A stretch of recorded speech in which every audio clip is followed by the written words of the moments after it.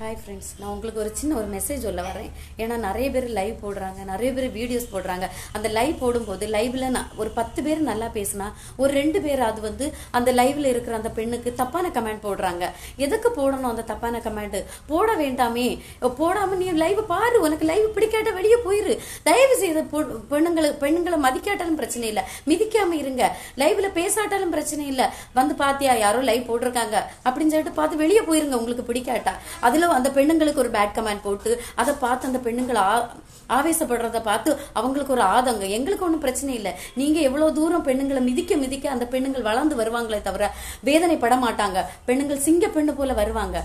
உங்களுக்கு ஒரு சந்தோஷம். நாளைக்கு ஒரு பெண்ணை வேதனைப்படுத்தி பார்க்கும்போது நாளைக்கு அதே உனக்கு குடும்பத்துல அதே போல ஒருத்தன் உனக்கு சகோதரிய இப்படி கேலி செய்யும் போது உனக்கு வறுமை ஒரு வேதனை. அதனால தயவு செய்து யாருக்கும் பேட் கமெண்ட் போடாதீங்க. அதான் சொல்றேன். சரியா?